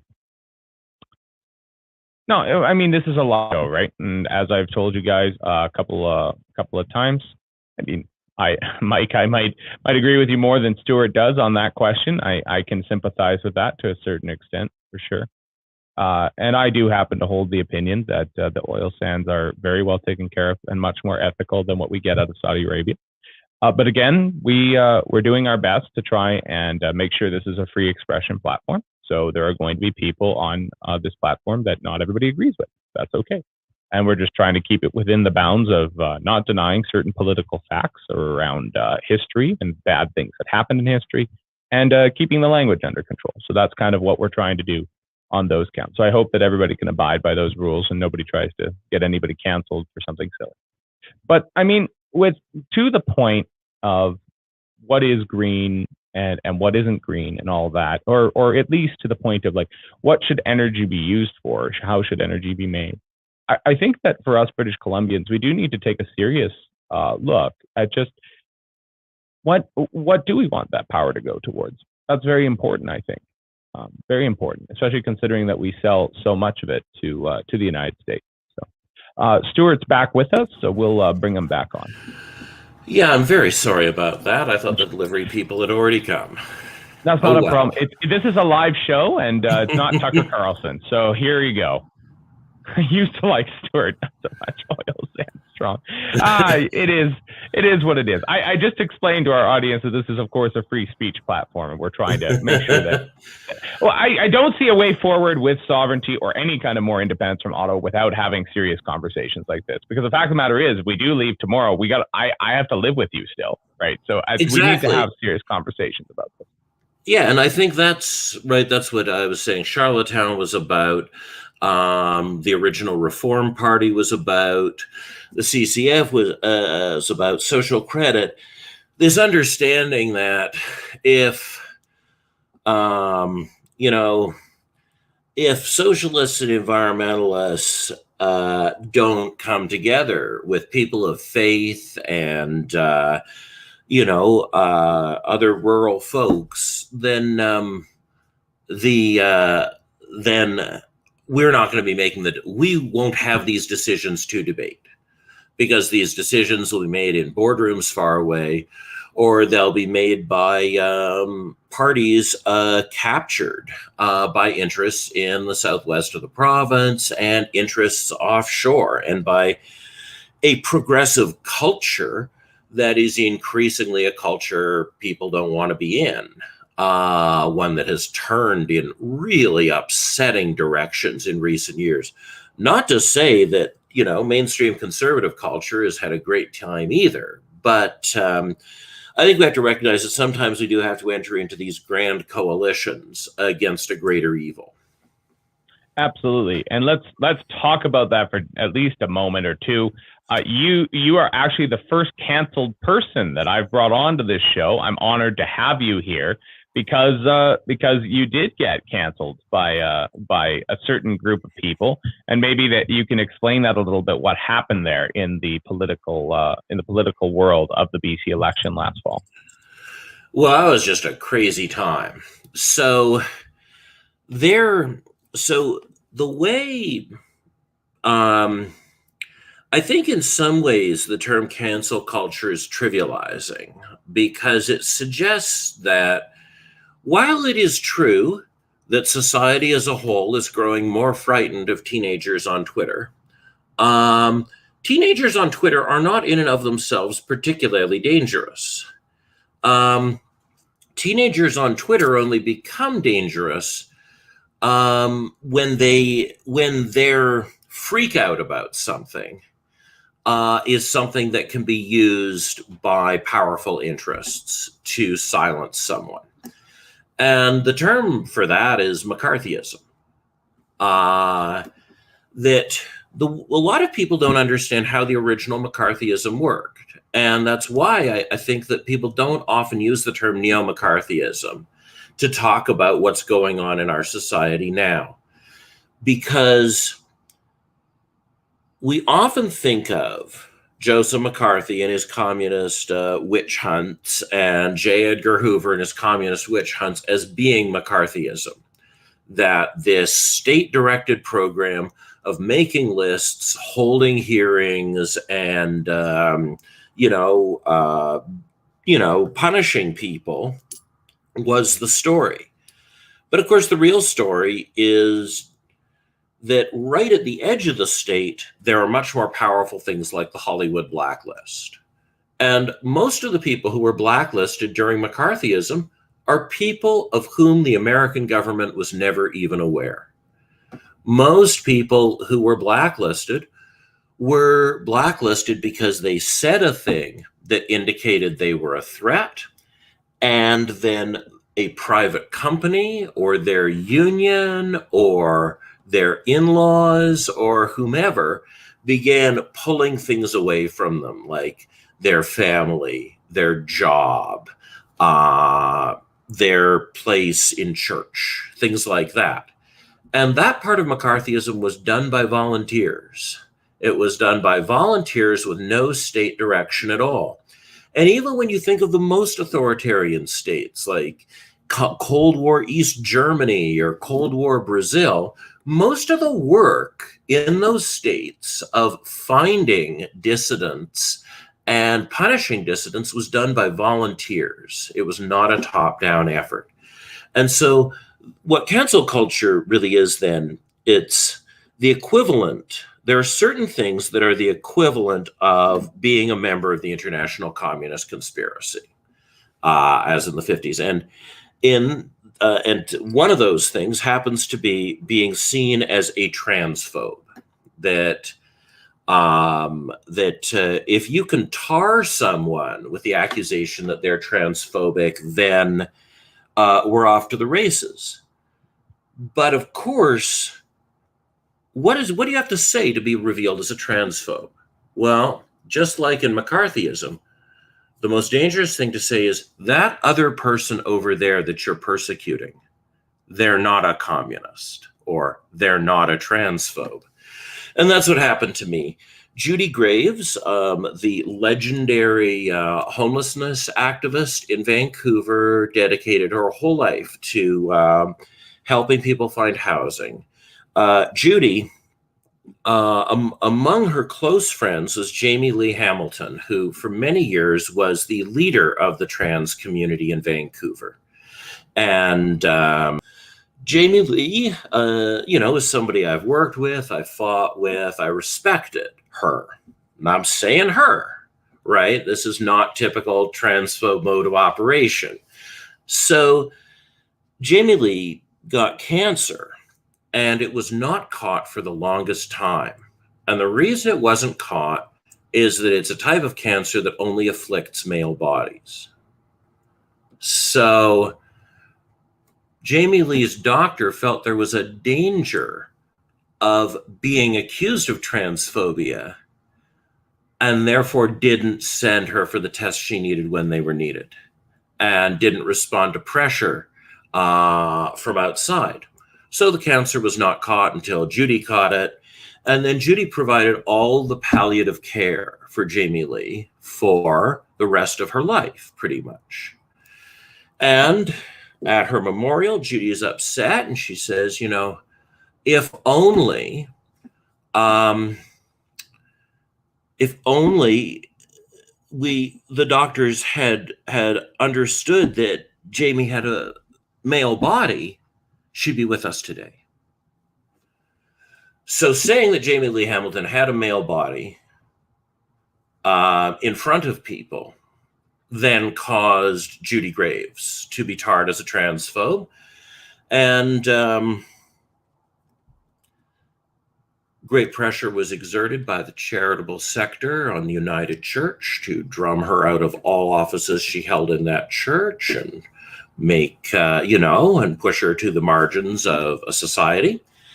And so a few months later, I was on Facebook, and the Green Party's main trans rights spokesperson, Nicholas Sperling, was writing about how we really had to do something about Maureen Bork and Judy Graves. And, because they said that J.K. Rowling was not, transphobic, right? Again, that's what proves you're a transphobe, is that you say someone else isn't a transphobe. The way you say I am a communist in McCarthyism is that guy over there is not a communist. I know him. And that's what goes on here. If you do not denounce an innocent person, then you're thrown to the wolves with them. So instead I said, you know what? Judy and I are long-term supporters of trans rights. We worked on Jamie Lee Hamilton's first campaign in 1996.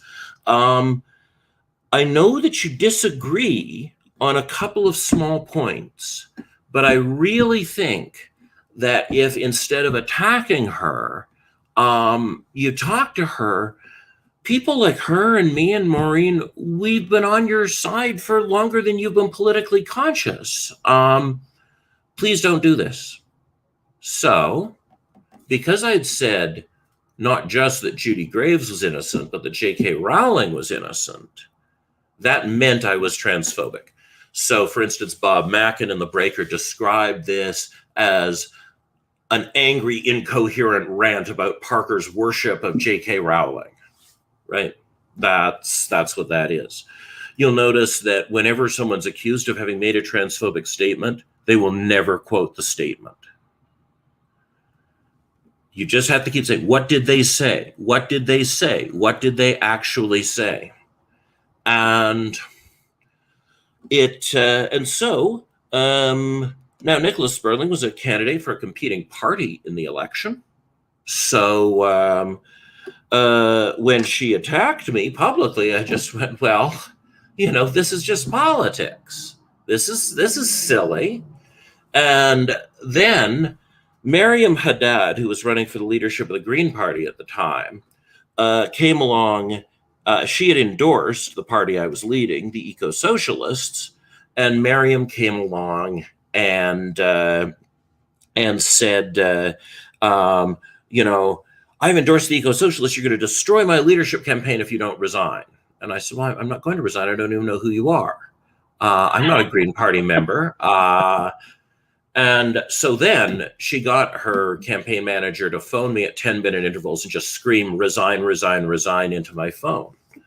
So that went on for an evening. And then, of course, the Tyee got into the business. They wrote a nice hatchet job piece. I'm shocked, Stuart. I'm shocked. Yeah. I'm their shocked whole that gotcha Tyee thing in their whole gotcha thing in the Tyee was that I had said that they were trying to prevent Judy from getting work, which they were. But they went, Judy Graves is retired. So you see that it's all lies, right? Because nobody's ever worked after they retired. No one. No one. So this is so what happened then is that I was so then, to my surprise, people in my party started losing their nerve because, of course, every hour that goes by, they're being asked to denounce me. And if they don't denounce me personally, then, and they also have to say, like, the incantation, which is after you denounce somebody, you have to say trans women are women, sex work is work. And that liturgically reaffirms your membership in the mainstream. Because we just decided to slide in people who believe that sex trafficking is a myth perpetrated by big feminism and the cops. So anyway, so I thought, well, and I said to the party, look, you know, I understand what's going on here. We just have to weather this because these people cannot be appeased. No matter what you do, they will just smell more blood in the water. And but the party's communications committee wouldn't back me, and I didn't feel like reconvening a meeting of the board to sack the communications committee in the middle of the election during this elaborating crisis. So eventually I said, look, you know, they've sent, you know, trans activists have sent, I think it's over 20,000 public rape threats to J.K. Rowling, probably an additional 50,000 private rape threats. And I said, look, these people are talking about J.K. Rowling now. The Kill TERFs hashtag is up. And so I think that you've got to realize that unless we offer to rape J.K. Rowling ourselves, you're not getting out from under this. You're just going to have to weather it. But they didn't go that way, so I turned in my resignation. And then the party became a hilarious game of Survivor as the party kept making new decisions to appease the lobby. And new threats were then made against every member of the board every time they balked at making a new concession. So what finally happened was that the party went through, I think, 2 leaders after me in the space of a week, they'd managed to get it down to 2 candidates. Chris Chapman and Jonathan Sheps were still willing to run and walk through the storm. But what then happened was the guy who had paid to create the party, Jeff Berner, former friend of mine, put up a message on his Facebook page that he had the name and contact information of every person on the board who had not voted to personally denounce me, and that they were to be hounded all day, every day, until they issued a press release denouncing me as a bad person and a bigot. So all but 3 members of the board resigned. And those are the ones that Jeff Berner didn't have contact information for. So the party pulled out of the election. It was an absolute fiasco. And it was really largely my fault because I wasn't thinking about the coalitions that are possible. I was thinking about the coalitions that were possible. Because, you know, all kinds of chumps like me supported Barack Obama in 2008. And the vast majority of gay Americans, I think it was 89%, supported him in 2008, despite his opposition to gay marriage. That people on the left used to be able to form coalitions with people with whom they disagreed about a social issue. But now, as my friend Jeff Ranger says, everything has to be about everything else all the time, or it will be stopped. And that, I think that's exactly what we find sometimes even on the right, Stuart, if I was to be completely candid, is that, you know, a lot of things with whether we're talking about, you know, the more independent question or sovereigntist question, because I think there's smaller questions that fit into that larger question, but then you got to try and put your talking points in there all the time. And even further to the rest of Canada and what's happening, or the fact that the Liberal Party never talks about China in a negative light. Like, these are all things where just the truth is covered. And I think what I really respect about you personally, and of course this story that you're telling, is that you try to live out the truth, and you got kiboshed for it, and that takes integrity, and a lot of people don't have that integrity these days, especially in the political world. Yeah, and I think that's and that's not like, there's an element of kinds of people, kinds of political activists, kinds of honor that are fading from the world.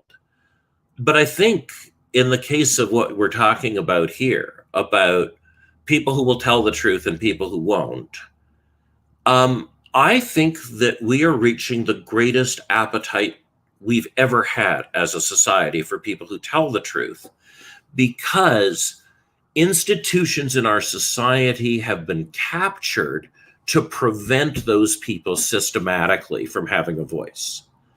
And Canada has done special things to do that, that makes it diverge from the history of every other Commonwealth country.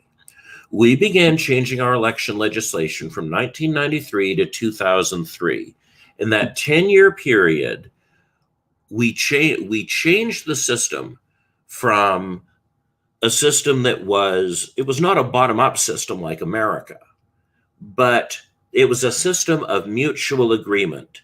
The top and the bottom had to agree. Both the party leader and the riding association had to agree on who the candidate was. And if they didn't agree, there couldn't be a candidate, right? That the caucus determined who was a member of the caucus. That was a flat vote. Who's in, who's out. And prime ministers served at the pleasure of their caucus. There are these other, but that doesn't happen anymore. Why? Because the nomination of candidates has both become a right held solely by one individual, the registered leader of a party, until he or she is deposed. That one individual holds that right, but they have delegated that right to vetting committees, which are committees within political parties whose criteria for selecting candidates are unpublished and the names of whose members are unknown. Sometimes a member of the vetting committee, one, will reveal themselves if they have to justify a really outrageous decision. So, where's Canada's Donald Trump? Well, Donald Trump obviously would have been de-vetted by the vetting committee for the Tory leadership race.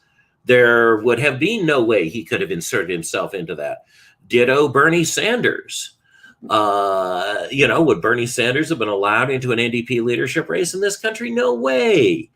And that's why I find voters across the spectrum increasingly, there's an appetite for voting for anyone who's telling the truth, whether or not you even agree with them. It's like cheering for an animal that got loose in a slaughterhouse or something. And that's changed, not just within my lifetime, but within yours.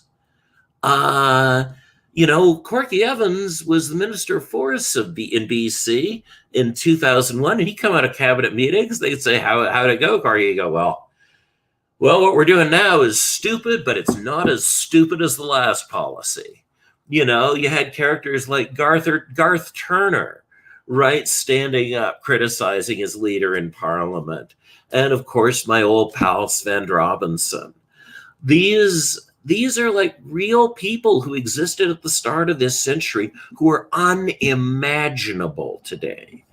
The only time somebody like you or me is allowed to run for public office is for a fringe party that will be systematically deplatformed throughout the election.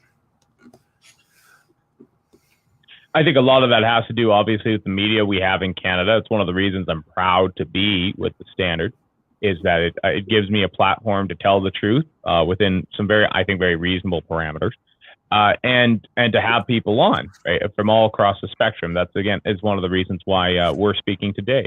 Again, my own personal respect for you and the fact that you have great things to say, and to give us an idea of what that might look like for Western Canada from your point of view, but also the fact that, we are able to have this conversation on this platform. I don't know if you're going to get the same call from CBC. No, I got pushed down some stairs by the CBC once. No, I've my interactions with the CBC are. I was shoelace tackled by a producer. I've run the full gambit of our national public broadcaster and ways of experiencing them. They really, if a black woman meets the criteria for getting in a CBC-sponsored debate, that's happened twice in campaigns I've been in. It's amazing watching them just change the rules and not even tell you, not even, sugarcoat the thing. So yeah, I think I think one of the big problems in Western Canada, though, is now Ontario. I've said some bad things about them. I'll continue to say bad things about them. It'll be another part of our basis of unity here. But one thing about going to Ontario and Quebec, Manitoba even, is that there is an old newspaper culture there. There are newspapers where the media understood themselves to be the fourth estate. They were a professionalized group, and papers had different ideological bents, and they had both reactionary and thoughtful pieces that were in dialogue with each other, right? The Post and the Star arguing with each other, the Star and the Globe arguing with each other, all based around this ethos of objective journalism. We've never had that here. The sorry state of the BC media is really not much sorrier than it was in my youth. Like the Sun and Province were the same company starting in like 1908, and the big forest companies would just take turns as to whose job it was to run the Sun and Province at a loss on behalf of the industry. And and same with the Legislative Press Gallery, right? There is no pretense of inclusion or objectivity. That the things that communists said about the private liberal press were an exaggeration in most of North America, but they've been literally true here for the moment we started printing. Maybe that's a way to kind of pivot here and come to more of a resolution. We have a few minutes left here, but if we were to look at kind of the state of the West today, especially with the federal election looming, what do we need to be thinking about? What is clear to us that's going to change, or what needs to change at the West, right or left, in order for there to be a move forward to gain more autonomy and a stake for the people in this country, this part of the country? Well, I think that people who care about that are going to be stuck voting for fringe parties, or they're going to be, or they're going to sit the election out because the mainstream parliamentary parties are captured parties that are not democratic and have no interest in reflecting regular folks' views. Now, depending upon which, I could offer you two voting strategies. One, of course, is for the party that this station likes most, the Western Separatist party from Tory dissidents. But I'd ask folks to consider voting. Also consider that another way to express that is through a vote for the communists, because they do support import substitution industrialization. They have an economic independence agenda that I haven't seen out of the movement on the right yet. It's culturally framed because finally the right's winning the culture war. So why wouldn't you frame it that way after being on the back foot for 40 to 50 years? So I think that one is going to vote for a fringe party, or one is going to recognize that this election is not about us. And what we have to focus on doing is making our own local institutions robust. What I'm interested in are the 2022 municipal and school board elections in BC. What we need to do is start at home, throwing out commission government, pulling school boards out of province-wide bargaining, and using the tools that we have forgotten we can even pick up here, and recognizing that the courts are like dice. So if a senior level of government says you can't do it, well, let's roll the dice in court. So that's where my organizing interest is really pointing. I think that until there are major law reforms to restructure federal political parties. A federal election is not the time to do the organizing and build the broad coalitions we need to actually shape our destiny. And I must admit that I mean, I could say amen to all of that. You know, there's plenty of places where we differ, and that's fine. I mean, that's one of the things I've been trying to emphasize from day one that I've been here, and I hope to emphasize every day until I'm finally canceled, or, you know, I get to retire into the sunset, if there's such a thing as retirement in the late capitalist world we're entering. Something I gave up on way back in 2008. I think most of my generation did. But the point is that, again, from the very beginning, it has always been clear to me that there is no way forward without these conversations where we just, whatever we disagree on and wherever we agree on, the coalition builds, the movement builds, and we're able to move forward towards people having a stake, land reform, people having a sense of belonging in their own home. Yeah, I think that is exactly it.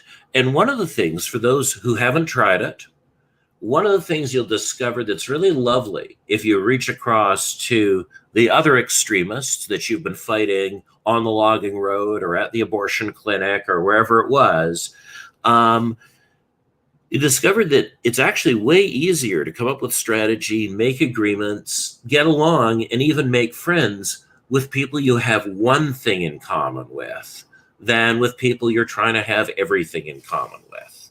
So it's just a great exercise for, even if we fail politically, broadening our own social horizons and reminding ourselves that, contrary to what most people seem to think these days, our neighbors deserve to stay alive, stay in their homes, whatever their private thoughts are, whatever their public pronouncements are, that having a job, having a home, getting to have a family, these are universal things that we should want for our enemies too.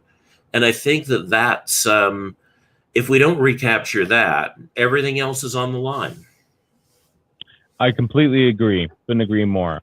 Stuart, where can people find you to follow you and to hear more of your thoughts? So I got two things on the web: stuartparker.ca and losaltos.ca, losaltos.ca.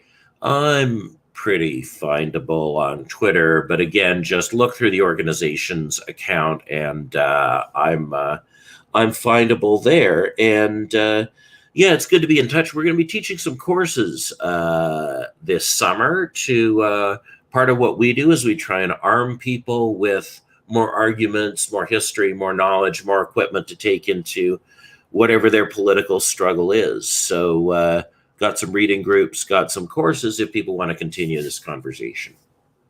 That's excellent. Again, Stuart, thank you so much for being with us today, and we look forward to having you again in the future. Wonderful. Looking forward. Goodbye, Stuart.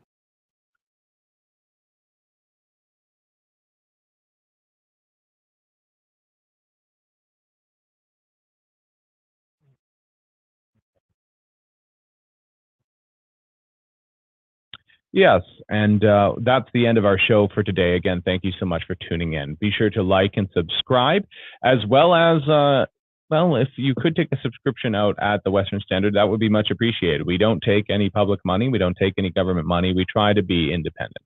So if you can support us in that way, it's much appreciated. Always be sending comments and questions and concerns through the Western, through the email that you can find through my column at the Western, and make suggestions for the format of the show and guests for the show. Again, thank you so much for watching, and keep on trucking.